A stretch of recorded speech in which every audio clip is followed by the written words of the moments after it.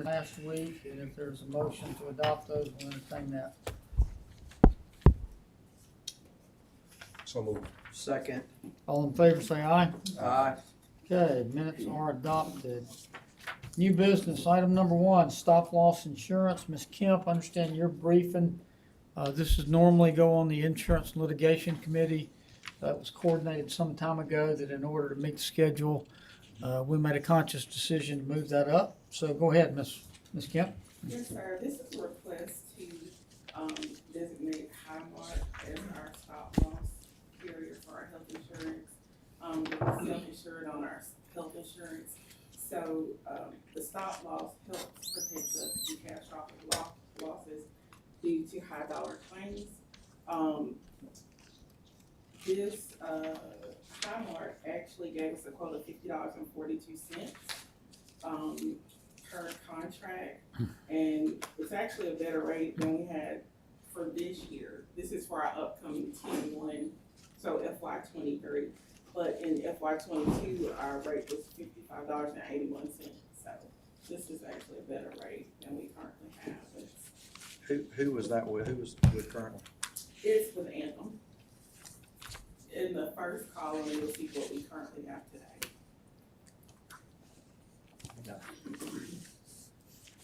$55.81. That's their quote? That's what we have currently today, but their quote for who we would like to switch to is $50.42. It's the same insurance. Yes, sir, as far as the deductibles, it's the same. What made this company a better fit other than the quote, you think? It is basically, the coverage is the same as far as the deductible. You know, as far as the experience, as far as their claims and what they pay, the reviews for them are good. So we feel comfortable moving forward. Any other questions?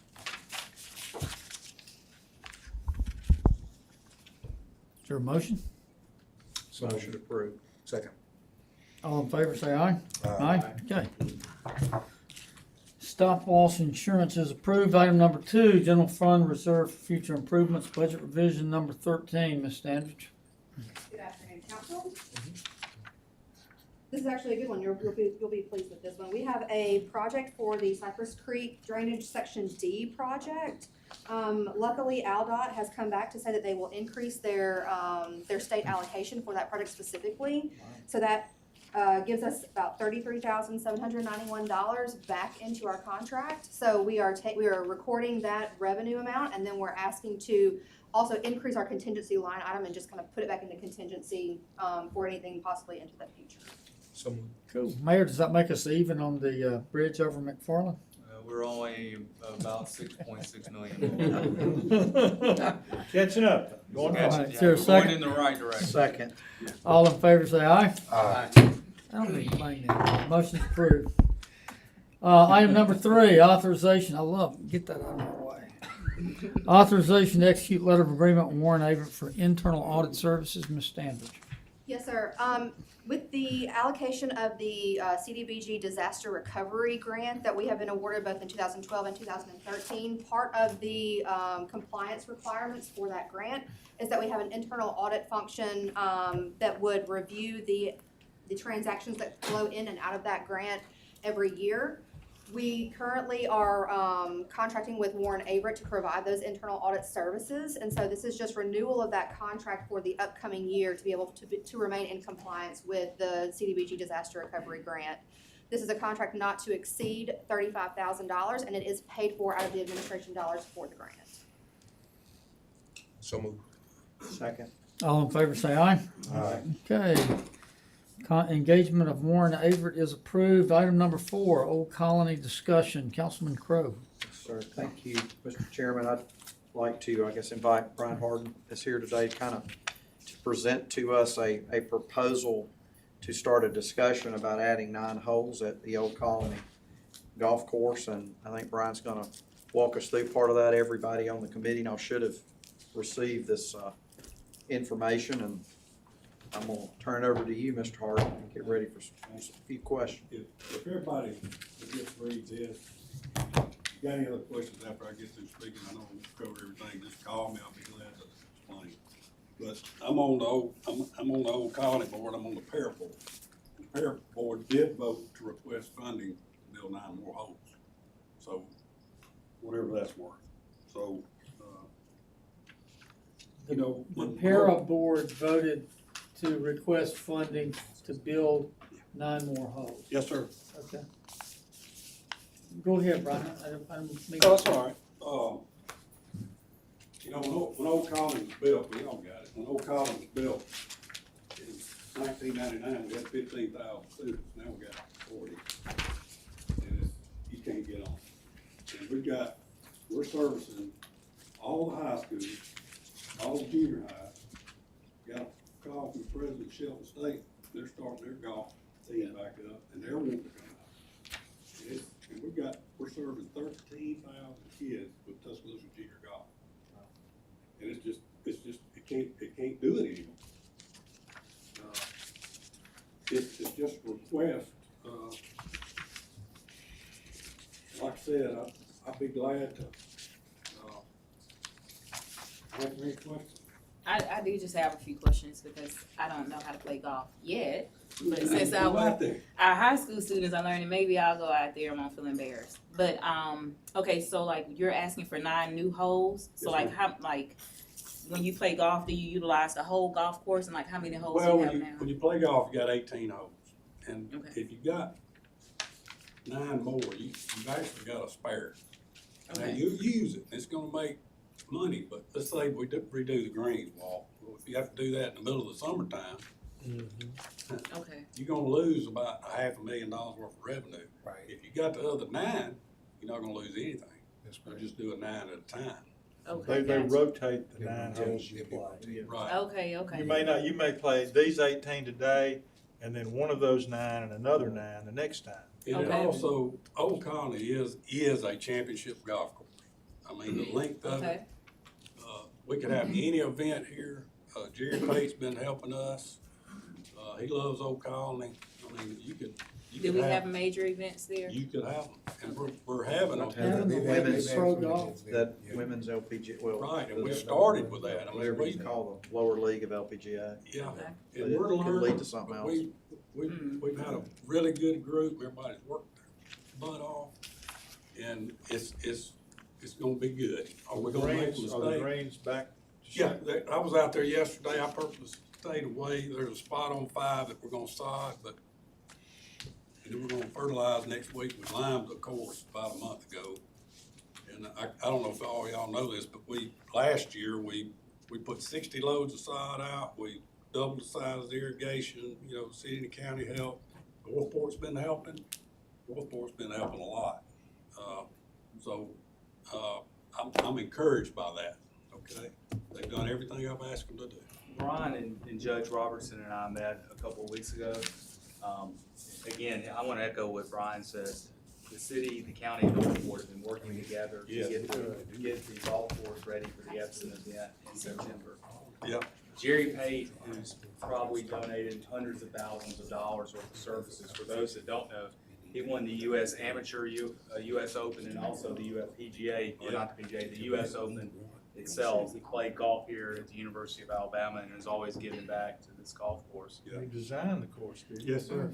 Brian won't tell you this, but him and several others in communities have sunk countless tolls of their own money into this public course. And so when Judge and I met with Brian a couple of weeks ago, we think putting together a master plan for the course with a series of improvements would be the natural step, and then come back and look at putting into funding cycles for both the city, county, and Northport. And because this golf course, we think, has the ability and to really be a tourism draw. And the Epson event is really our first toe in the water on that. And so, but getting a master plan together to tell us, what could be done initially, what could be potentially done in stages, what types of revenue could be generated by doing that, offset any future operating costs, I think is the direction that, Yes, sir. that I think we we certainly would like to go. And we wanna take the county commission and see if they're interested. They've always partnered with us on Old Colony. I can't remember a time where they haven't. No, they've done it every time y'all done it, and I'm in the process of talking, fixing to talk to them. They're positive. Brian, one of the things I want you to kind of remind me of, when I joined the school board in 2013, there were several, really big things that happened. We worked as a board to build that middle school that's there. That property, I believe, was leased to Para, but Mental Health owned it, and I think Northridge is on that piece of Yep. property too that's Yep. there. But one of the things that happened that was so positive, in my opinion, when we got that land, Governor Bentley was part of that too, was that, I remember there was a lease payment that was at Old Colony. It was about $150,000 a year that got relieved, but then there were also other things that has happened, and remind me again of kind of I'm glad you asked me that. where all this is with that. This is something, I'm gonna tell you, this is something that I put together, and I'm not an accountant, but these numbers are low. And if anybody's in business, you can see this, but what happened is, the Old Colony has a board, and they're pretty active. And we got to thinking, we got to get out, we're paying too much money. It was $250,000 a year, okay? And it keeps going up. But that was one of the main reasons the course wasn't making money, if I Yeah. remember correct. That lease payment was, Yeah. you couldn't overcome that. No. But, so, we said, we got some property on the corners that we're never gonna use. We'll reach out to mental health, see if they take it back. We'll let them have it back if they let us out of this lease. And they did it. Well, Old Colony is a unicorn. I don't think there's anything in Para or anywhere else that is, like, saved. I think I ran out. But this is tax savings to the citizens of Tuscaloosa County over the life of that lease. And it's probably $10 million too low. Okay? You can see where, if you look on there, you can see where they were increasing, they get a percentage of the gross receipts every year. It kept going up. We had to put on a tournament for them and pay for it and give them the money. And that also, if my memory serves me correct, that would have affected Northridge High School. Oh, yeah. That would have affected Northridge Middle School. Right. That, because the gates for the football games, part of that money was gonna have to go Yes. to mental health. That was gonna be a disaster. Any money that's raised off that property, Yes. they got a percentage of it. I don't care what it was. It was a great lease for them. Yeah. Yeah, it was. If you But don't, I just started playing golf, and so I went out to Old Colony a few weeks ago to the driving range at 6 o'clock, and it was packed. Oh, yeah. And it was packed with, young people, diverse crowd. It was really Tuscaloosa out there on the golf course. We don't have a lot of public golf courses. And what I appreciate about the Old Colony Board is it's made up of private sector or people who've been with this golf course from the very beginning. They have guided us to a point where at worst, we're close to a break-even proposition now. And I think the first natural step is to create the master plan, and then from that, develop funding streams that can go to the improvements of this golf course. With the university moving to another facility, it opens up the golf course to do a lot more things. And I think it can be very beneficial for the community and for tourism. Agree. Brian, because I guess I'm getting ahead of the chairman here, but the chairman's gonna ask, but the ask is to fund, you want us to consider funding the study that we're talking about doing, which I'm assuming would also include some pro forma income statements. Yeah. This is kind of what we think's gotta happen to be able to make this viable, correct? Yes, sir. Okay. So my question really is more on process. Is this coming to us via the para board? Because para is generally one of our big 4 or 5 Yes, sir. fundees. And it's a big number, so we put a lot of work in it. And Old Colony is a para facility or operation. Is that where we're going to see this flow to us, is in the para ask for its annual funding? I mean, we voted on it. That's why I'm asking. Yeah, it's in the minutes. How's the request coming? What's the request? How's it coming to us? Well, I don't know yet. You don't know yet, Okay. okay. I'm just breaking the ice. So and we appreciate that, Yeah, because it absolutely. did need some Because ice it's- breaking. Yeah, information. I think the next step would be, you're on both boards, right? Yes, sir. And if you would carry that water back to the para board and the Old Colony board, is, all right, what's the plan for the city beginning to see this in the form of any sort of official request? Typically, we would expect it coming to us through para. I mean, I know there's been some exceptions. They sent me here today. Well, okay, so is it included in the para ask for the 2023 budget funding? No, I don't think it is. Okay, it's not. So, will it be? Well, we would need to revise it in order to add it. This has happened since we submitted our initial funding. Okay, all right, well, heads up, it's budget time. If you want us to see it for this budget year, and the correct process is to come through the para board, and I don't know, I'm not the determinant of that process, but if that's it, get revising. If that's what para wants to do. Okay, any other questions? And also, Councilwoman Williams and I was just dialoguing about the reach for high schools. We want to make sure that all of our high schools are reached out to that have golf teams. They already are. Yeah, well, I just asked about Yeah. Central and They Central. are. We got Yeah, all 31 elementary schools. I mean, we're after them. First Tee program We too. want them to still. come. Big deal. What I'm telling you is, you can't, these little kids, we can't even hardly get them on the golf course. wow. You just can't do it. Now, you take them out there on the driving range all you want, but it's, And they don't play quite as fast. so. no. No, they don't. But it's, we love them, it's fun, I have a question about the funding request. So Carly, their current funding request, y'all are gonna revise it and add this in it because this isn't in it already? Is that what you're saying? If that's the way you want it, Okay.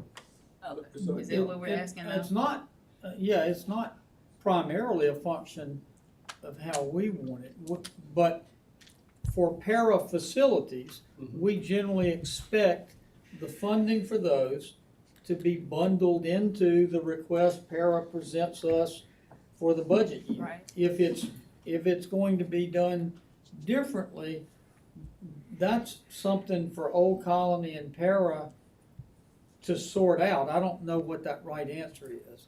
So it's not as much a function of how we want it, but, I mean, the other para facilities don't come to us individually and submit. We rely on the para board Yes, sir. to I review am all of on the that and fair. prioritize it and go, here, City of Tuscaloosa, this is what we're asking for your share for what we're doing. That's what we're doing, we're starting a process, and I am on the parable. And I guess if I were under your command, I'd say permission to speak freely. Yeah. Granted. During my time of service, I think there's been, this is actually pretty, and Para's put in a very difficult situation because Para has within itself the Old Colony Board of Governors, I think is the official name. That's right. And so the Board of Governors really oversees the golf course, and which oftentimes can put them in a diametrically opposite position of the Para Board. And I'm not saying in this case, because the Para Board's in support of it, but I think there's been this fear over the years in my discussions with para, that if you fund something in Old Colony, that means you'll be taking something away from para. And they've kind of operated in my experience, almost as two separate entities, as long as one doesn't take away from the other. And so I think that creates a little bit of the disjointedness at times between para and Old Colony, and then its relationship with the city and county and Northport. And Brian, if I've misspoke, I mean, No, you're a sir. board member, you correct me. No, But you're being Well, honest. that's something though that I guess as we go through, I mean, the timing's good to go through the budget, we can request and say, we expect this to go to this. I hope that So, and if I would could- be honored, correct? Cause I can speak to Carly, I timeline. just wanna make sure Yeah. like we're not gonna see two different Yeah, funding requests. So as far as timeline goes, and I know the mayor has kind of briefed you guys on the budget process so far. Our budget will need to be completely wrapped up in a bow and sent off by Friday of this week. And so if a revision comes through from, para agency funding piece of it, we can present that to the council, however, it will not be in the budget presentation as it is, just because we just have no way to work it in. I'm far less worried about that than I am just about being able to mentally cluster. I mean, if for example, I don't know what the number is right now, but let's say we give para, we fund $4.1 million. And then we look around someplace else and there's another $2.8 million for a para facility, then essentially we've put whatever that adds up to, $7 or $8 million into that. That's neither good nor bad, right nor wrong. But to keep it straight of what we're doing for our park and recreations authority, I would typically expect it to be bundled. If there's a history of that not being so, and we've lived with that and it works, I'm not gonna upset that apple cart. I But fully, procedural wise, that's how I would expect it. I fully understand where you Okay. are. I do. I And think, it's a short time frame, and I get it.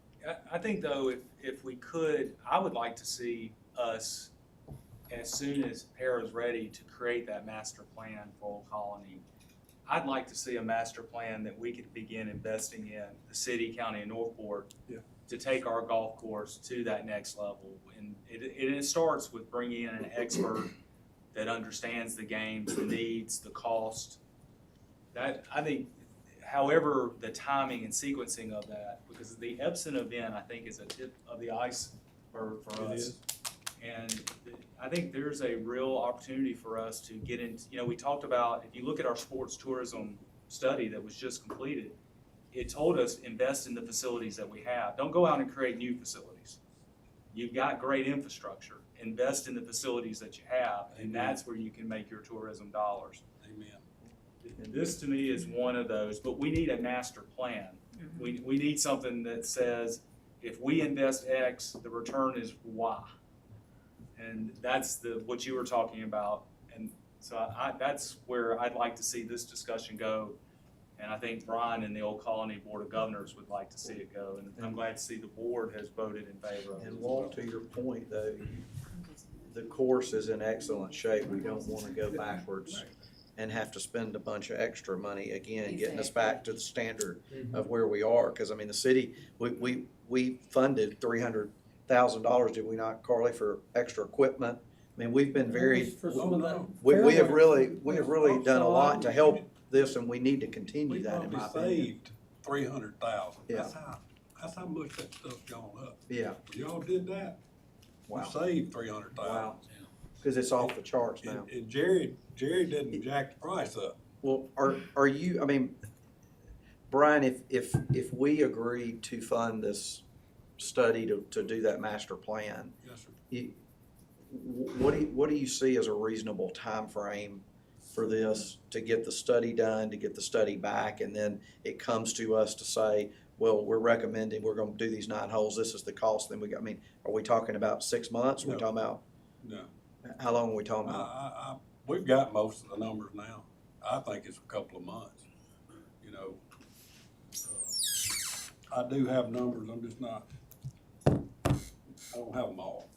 so I'm not ready to. That's fine, and Yeah. I would not rule it a dead issue if it's not in by budget approval time. As Right. long as we have sort of a bookmark that we know it's coming, so as we're formulating our budget for para, we know, and don't forget, they're working on this other ask that should be in another month or two, so. Well, let's say, I mean, I'm just throwing a number out there, just say it was 7 million, you know.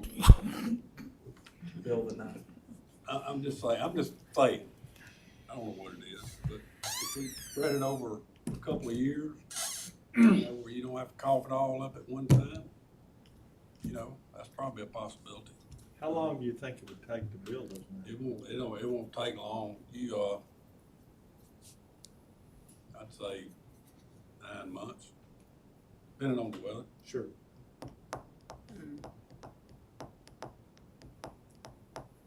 All right, well,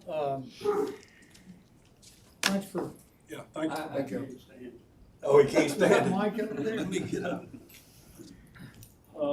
I've been working with Mr. Harden for several years on this. We had, one of the things that I want you to look at, when you talk about $7 million. Did we have participation in the city? Yeah. That's one division. The second division is the university made their choice months ago. They're going to go across the street to the new court block. The original budget for that, for $9. The budget has gone to 36 million.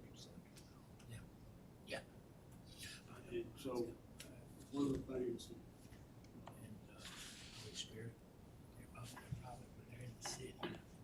I'm a very old accountant, we were saying $7 million, say it real quick, it's still a big number.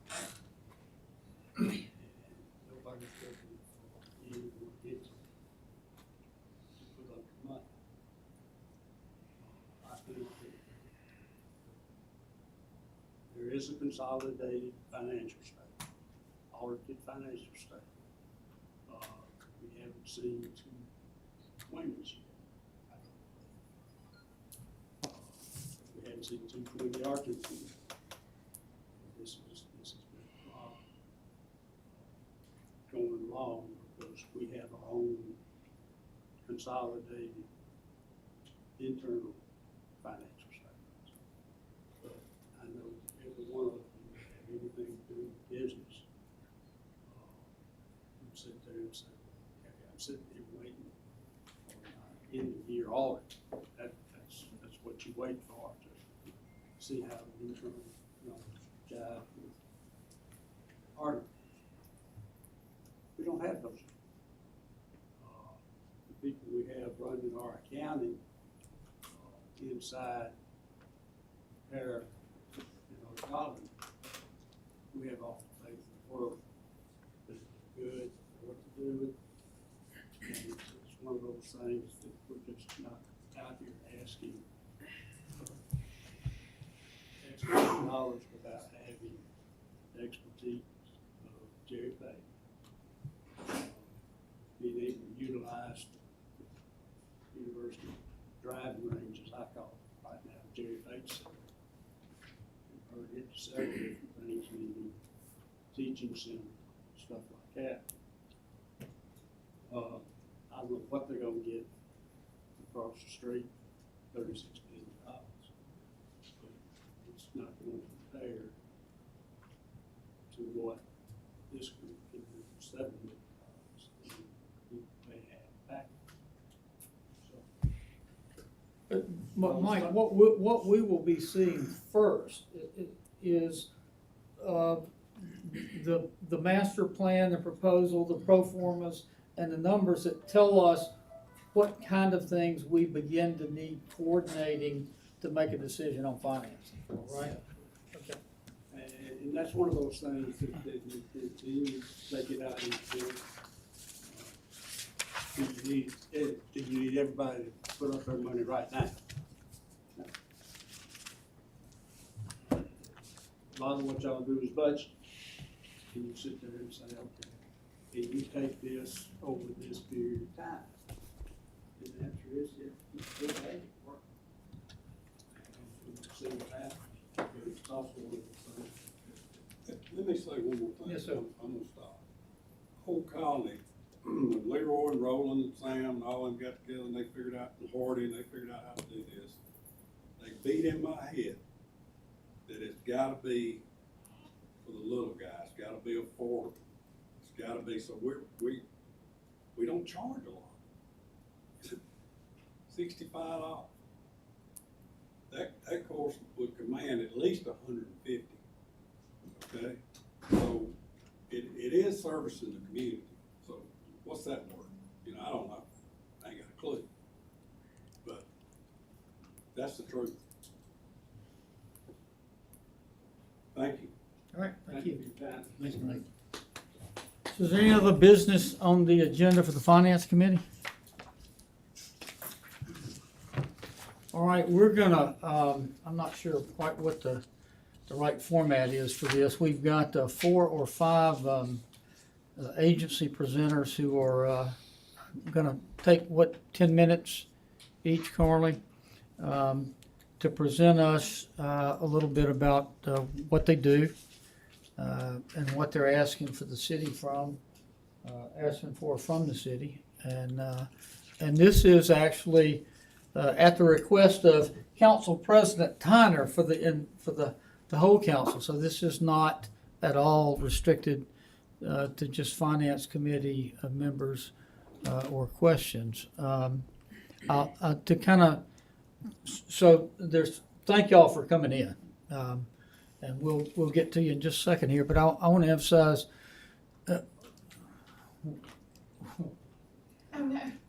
I want to emphasize what we're not here to do, okay?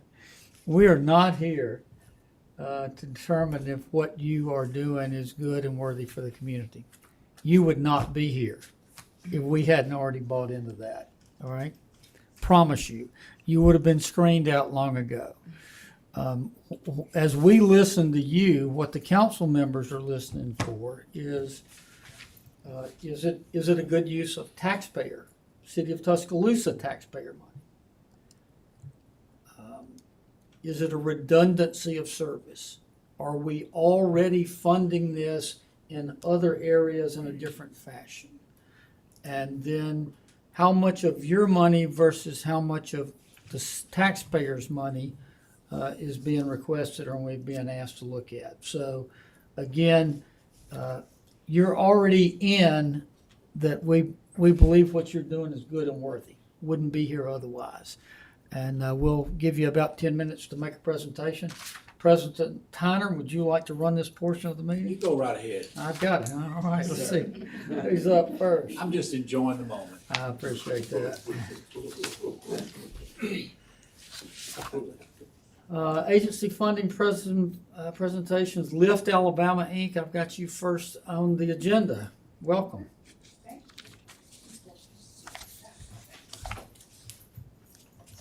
So I'm a little bit of an overachiever, so my PowerPoint is pretty thick, so I'm gonna keep it as simple as I can. We visited you all back in June, and so we're excited to be back to make this request specifically for agency funding for specifically our program, Lift Academy. So Lift Alabama is a nonprofit that my husband and I started. Our mission is right there in front of you, is to educate, motivate, and activate the full potential that lies within every young person through education, workforce, health, fitness, and community events and resources. So a little bit about our history. We started in our church's basement in 2017, providing free summer programming for middle school students in the city of Tuscaloosa. So since 2017, we provided that summer program until this most recent spring semester in March of 2022. We decided to launch a full after-school program. and we expanded to not only serving middle school students, but also high school students as well.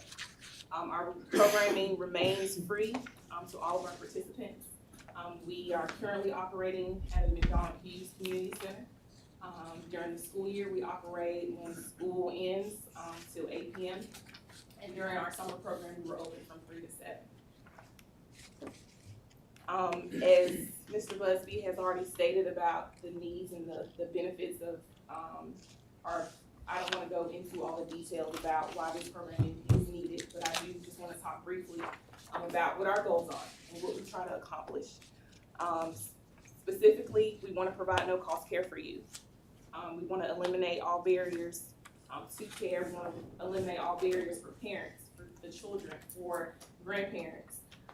And so that's why our program remains free regardless of what costs we incur or any expenses on our behalf. For example, my husband and I both work full-time, and we do not plan to pay ourselves, although we leave our jobs to go to the McDonald Hughes Center every evening to help staff this programming. That helps us keep our program at no cost. We want to provide academic support through homework help, tutoring, one-on-one mentorship. 2 of our staff members are, actually all of us are certified teachers, and of course, education is one of our main priorities. To promote a high level of parent and student engagement, we believe at the end of the day, our kids have to go home, and we want to ensure that our parents have the resources that they need to continue to be good parents and to continue to keep their students engaged while they're at home. We want to provide a rich array of opportunities for social contacts and enrichment activities, so that spans from athletics to fine arts to STEM. Through many of our community partners, we're able to provide that specialty programming, and I'll talk a little bit about who those partners are in just a moment. We want to provide a safe and supervised recreation and enrichment opportunities. Safety is a key for us. Another one of our desires and motivations to start this program is the increase that we've seen in juvenile crime. We believe that it's going to take all of us in a community-wide effort to help reduce that, and our part is ensuring that they have a safe space until at least 8 p.m. throughout the week. We provide behavioral health support to participants and parents. We have great behavioral health partners to provide referrals just based on assessments, basic assessments about mild depression or anxiety, and we want to refer those students out to our great behavioral health partners. We want to function as an expert referral source, so that's employment, food assistance, again, behavioral health services and counseling, primary care. We built this group of supportive services around us so that regardless of whatever need our student has, if it's outside of the scope of Lift Academy, we're still able to refer them to an outside agency to get that help. And then lastly, provide positive interactions with the mentors. We have volunteers from the business community, other nonprofits, Tuscaloosa Police Department, that come and foster positive relationships with our students. That's a little bit about how we measure our success and our outcomes. Specific services we provide, so those logos represent our existing community partners, and they help us provide these lists of services and programs. So reading and math enrichment, field trips to local colleges and businesses, child abuse prevention and internet safety, STEM programming, soft skills training, fine arts and exploration, suicide and bullying prevention, financial literacy workshops, athletic training, culinary skills discovery, college and career readiness, and sexual health education. And so these are all of the community partners that have stepped in and help us provide these programming based on their specialty and their expertise in their organization. This is what a day at the Lift Academy after school program looks like. So the students arrive and they have snack. We then go into 45 minutes to an hour of enrichment. Then we have life skills, and so that's when those community partners come in and teach our students again about whether it's child abuse prevention or sexual health or those STEM classes or college and career readiness, soft skills, preparing for a job, post-secondary, what are they gonna do after they graduate high school. Then from 5 to 6, we have some form of art workshop. Then we have dinner, and then they have recreation time, and then we clean up, and parents begin to pick their students up. So in your packet, you do have our program budget for this year. Our annual budget is $160,000, and we're requesting specifically $20,000 for agency funding. This will go specifically to those variables under program overheads. So you see, recreation, educational supplies, food, for our students. We provide snack and dinner every single night at no cost as well. And then 2 van drivers. We also provide transportation from our schools as well, for the schools that we can. And so, we're asking for funding specifically for those needs. And then our program donors, again, with you all's help already, through specific district funds, you all have supported us. Para right now allows us to use of their facility at no cost. We have great partnerships with all of those donors listed there, and we're encouraged by that, and we hope to continue to have that funding. And that's pretty much it. All right, thank you. Thank you. Thank you both for coming in. You make a good impression. I think Corey came and talked to us at council one night or afterwards. You have a I question? do have one question. Do you, is transportation currently provided Yes. in certain situations? Yes, or- sir. Yes, so this, when we started our after-school program in March, on March 21st, we provided transportation from Northridge Middle, Northridge High, West Lawn Middle, and Central High, and Eastwood Middle, and Bryant High. In Alberta. In Alberta. In Hillcrest. Oh, and Hillcrest. There you go. You're saving that I'm sorry, we're all best over for the place. last. I know. It's really based on the need. So we open enrollment, or we open registration, and we if we have enough to fill a van, then we tell the parents that we can provide transportation from that school. We do have some that Stars Prep Academy, the alternative school, we had about 5 students from there, all their parents dropped them off. So it really just depends on whatever the need is, and we just wanna meet the need the best that we can. Is there an Your issue? fifth year, right? Yes, well, this will be our first year running a full year-round after-school program. This is we just finished our 5th year of summer programming. So, Catherine, a couple of questions on my end. Yes, sir. One, under your projected revenue, you've got $100,000 in grants, and this is in the August of 22 to July of 23. What is that? Yes, so we have applied for several grant opportunities through, and we've met about 50% of that goal so far, You for the August of this year. School start. Yes, Okay, so you're at 50, yes, 50%. yes, 50%. but 50% of 100 is 50,000, right? And we have,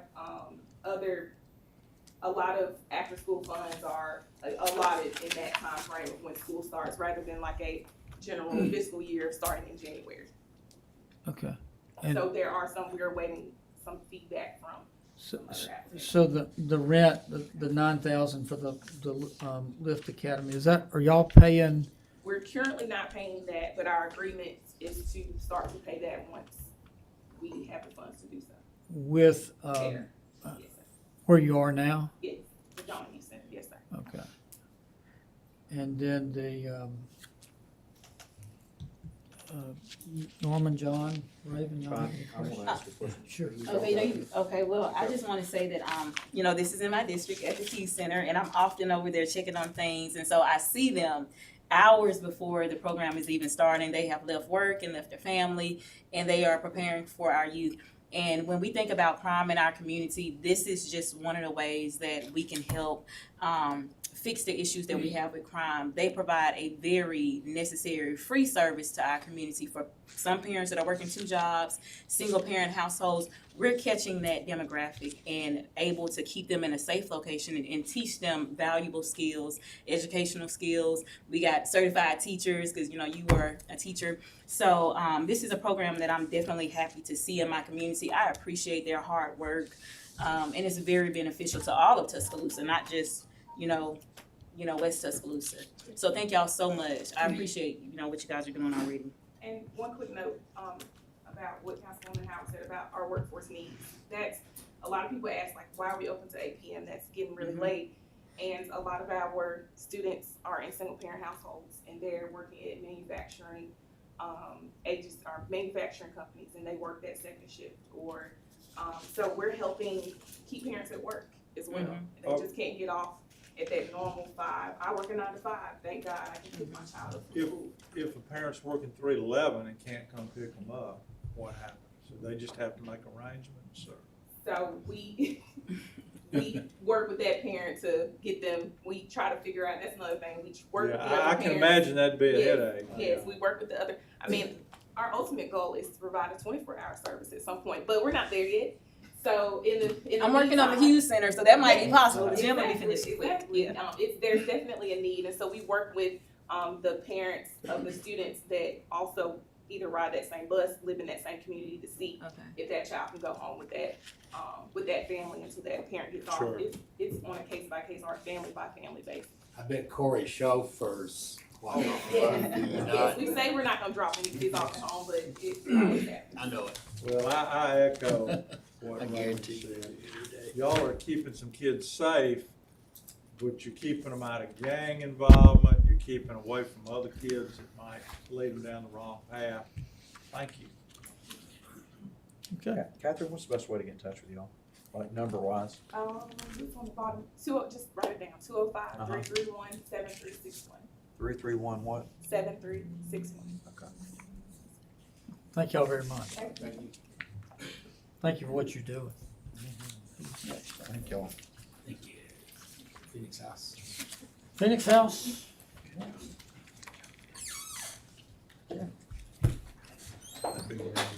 I'm right behind you, Kip. Coming from all these schools.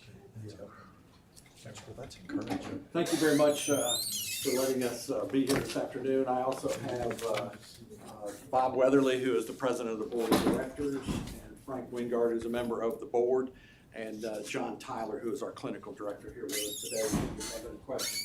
But we're here to ask you today for permission to join your line item budget. Phoenix House is 50 years old this year, and we're celebrating. We've served over 10,000 clients in the past 50 years. The Phoenix House is geared towards an individualized, supportive, compassionate care to those suffering from addiction, both alcohol and substance abuse. We are a residential program.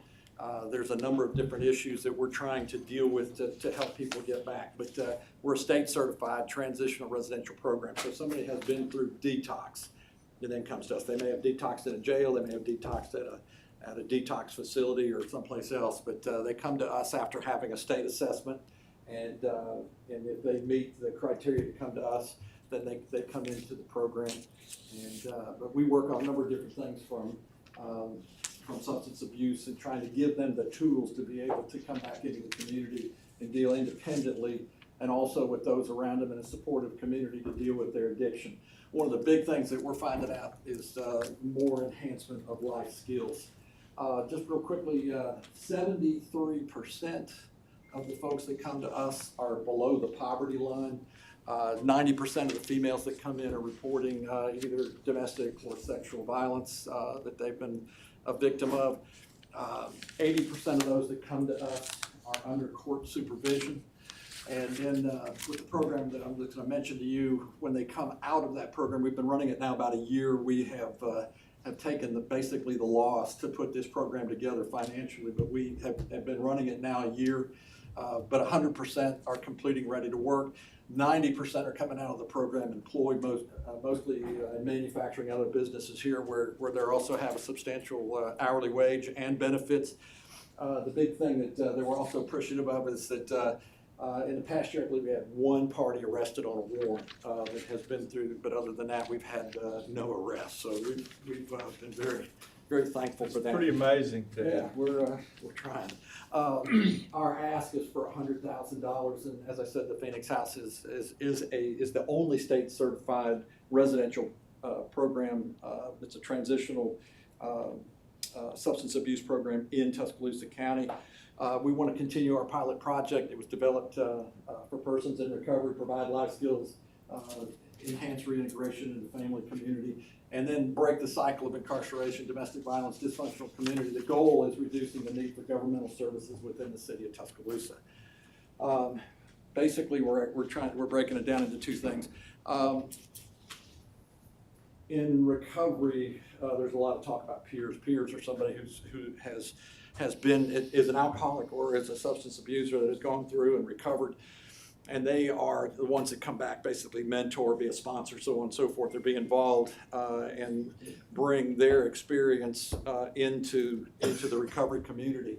One of the things that we've done, for example, is we've worked with Shelton State's Ready to Work program, and they have folks that come in, they talk about all these things that take place in business, and it's very apropos to what we're doing in employment, but we're missing out on the aspect of what it means for their family, what it means for their court situation, what it means to them in substance abuse, and how they can take these same skills that we're talking about for business and be able to make them apropos to their recovery and use them as additional tools as they move forward in their daily life. So we're asking to be able to hire 2 peer instructors. They'll work 20 hours a week. It's going to cost us about $50,000.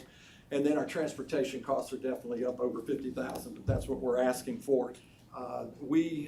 When somebody comes to the Phoenix House, if they come in and they're indigent, we take care of everything. We start, oftentimes they come in with just whatever they've got on their back, and we start from scratch. So we're providing toiletries, bedding, everything they need. They come in, they don't have a birth certificate, they don't have a driver's license, they have no ID. So again, we're starting from scratch and getting them through virtually every step of building their life back up and being able to come to a point, hopefully 12 weeks down the road, where they graduate and be able to go out with gainful employment, what have you.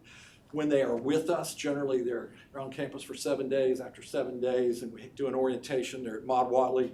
Many of them see the doctor for the first time in years, dental care for the first time in years.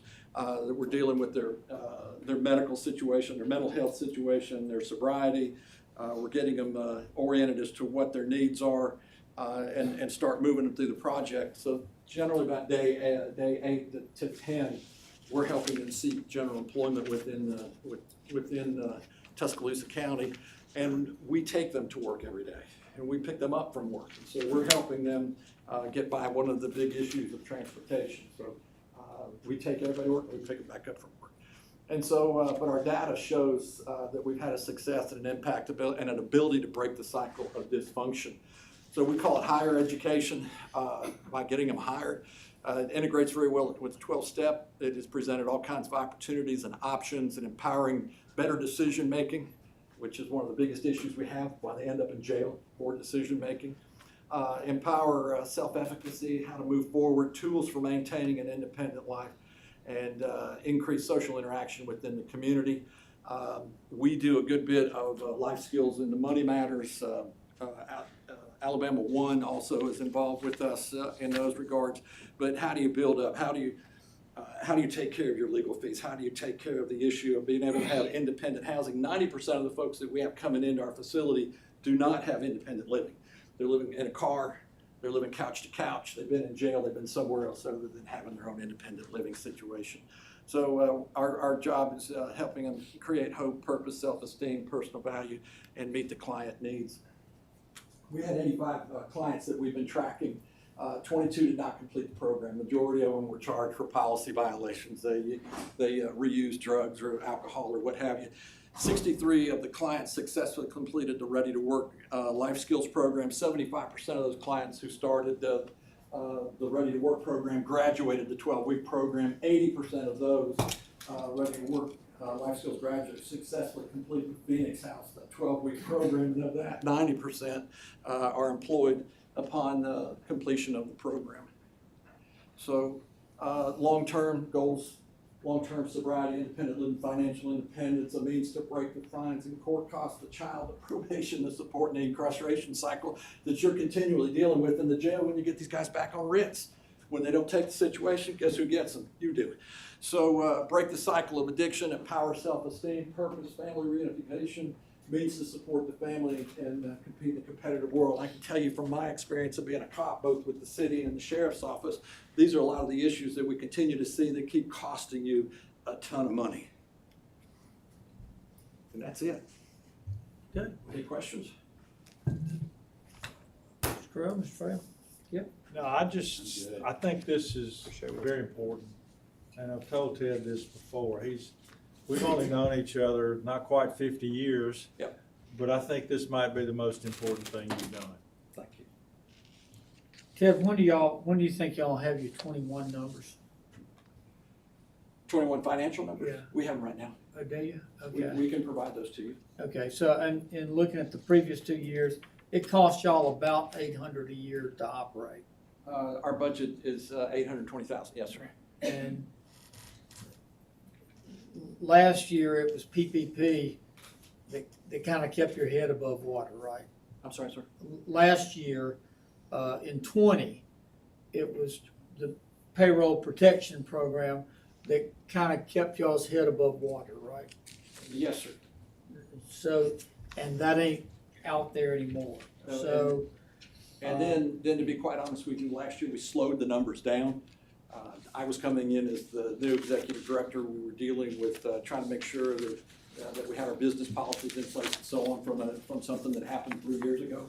And so I came in very cautious.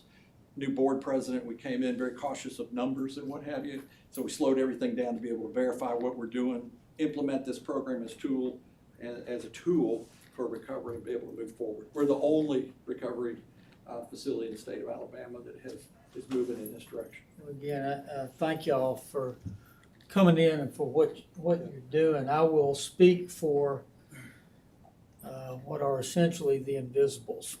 If you're drug and alcohol addiction and use is behind almost every problem we end up dealing with in here. Amen. Whether they wind up in Chief's lap over there, unemployed, living in cardboard boxes down under the Lurleen-Wallace Bridge. But if you're looking for any problem that we have that has absolutely zero discrimination, the great equalizer, it does not care what color you are, how much money you have or don't have, what your preferences are, it doesn't care. It will reduce you to a tragedy. And in some ways, for the families of those who suffer, it is more tragic than an Alzheimer's or a cancer because it's fixable. It is completely treatable. So I'm normally more zooming in on that, but I think y'all got it covered. Thank you for coming in, and thank y'all. Thank you, Ted, for what you do. There are hundreds of families in this community who have a child or a father or a brother or a mother back that they did not have because of things like this. Thank you. Hey, Lee? Yeah. The Phoenix House has always, our clients have always worked, at jobs, but because of this work program that Ted and John and Shelton State have created, for the first time, our female and male clients are getting jobs at the same pay rate, okay? Instead of the men coming out working in construction and the women working fast food, clean up hotel rooms, they're all working in these manufacturing plants at the same level wages, which is just fantastic in my opinion. I meant to ask this, and I think I asked Ed this before, is a woman's place still under the Phoenix House, or is? This place is under Indian Rivers. Uh, They are a 3.3 facility. Okay. Much shorter term with a totally different goal. It's not a transitional facility. We go 12 weeks. They're basically there 28 days. I saw Sis Wright the other day, that she was instrumental in starting that with Sandra Baker. And so I wasn't sure, I thought you told me that. Indian Rivers. Hey, thanks, Kip. So we've got 2 more agency presentations to hear. I'm going to give us a 5-minute break because Yeah. some of us are old men and we're going to be. So we'll be back in here inviting